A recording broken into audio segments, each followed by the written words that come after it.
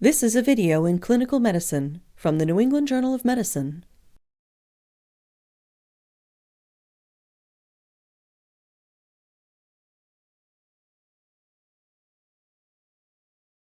Collecting specimens from the surface of the respiratory mucosa with nasopharyngeal swabs is a procedure used to diagnose COVID-19 in adults and children. The procedure is also commonly performed to evaluate patients suspected of having other respiratory viral infections or certain bacterial infections. This video describes collection for detection of COVID-19. There are no specific contraindications for collecting specimens with nasopharyngeal swabs. However, clinicians should be cautious if the patient has had recent nasal trauma or surgery, has a history of a markedly deviated nasal septum, chronically blocked nasal passages, or severe coagulopathy. Nasopharyngeal swabs are specifically manufactured to have long, flexible shafts made of plastic or metal and tips made of Dacron, rayon, or flocked nylon. It is essential to put on personal protective equipment, or PPE, correctly, and to follow the pertinent respiratory and contact precautions according to both the Centers for Disease Control and Prevention, or CDC, and by your institution. If possible, you should put on and take off PPE in the presence of an observer to make sure that there are no breaks in technique that may pose a risk of contamination. First, put on a protective gown and wash your hands with soap and water, or use an alcohol-based solution. And put on a pair of non-sterile gloves, followed by a protective mask with a rating of N95 or higher, as recommended by the CDC. Finally, put on a face shield for eye protection. All sample tubes should be labeled and the appropriate requisition forms filled out before starting the procedure. Masks are recommended for all patients suspected of having COVID-19. Have the patient take off her mask and blow her nose into a tissue to clear excess secretions from the nasal passages. Remove the swab from the packaging. Tilt the patient's head back slightly so that the nasal passages become more accessible. Ask the patient to close her eyes to lessen the mild discomfort of the procedure.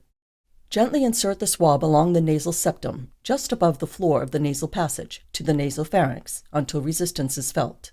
If you find resistance to the passage of the swab, back off and try reinserting it at a different angle, closer to the floor of the nasal canal. Insert the swab into the nostril parallel to the palate. The swab should reach a depth equal to the distance from the nostrils to the outer opening of the ear.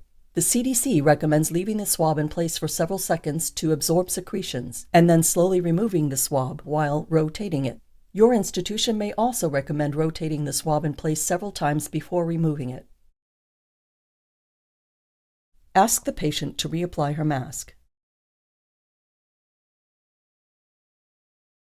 Open the collection tube and insert the swab into the tube. Break the swab at the groove. Discard what remains of the swab. Close the labeled collection tube and place it in a biohazard bag.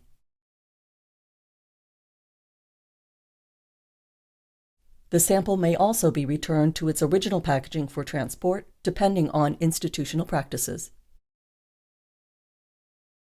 Follow the CDC directions for direct processing of the swab specimen or placement of the swab in media with or without refrigeration. Remove your personal protective equipment as shown here, or in accordance with the standards at your institution. First, remove your gown and gloves. Then clean your hands with an alcohol-based solution or soap and water.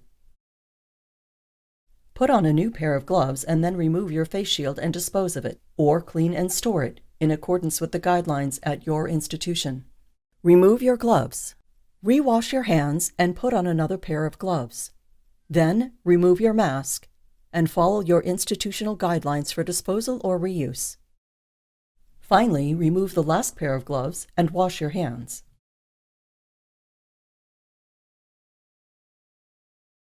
This video has demonstrated how to collect specimens from the surface of the respiratory mucosa with nasopharyngeal swabs in order to diagnose COVID-19 in adults and in children.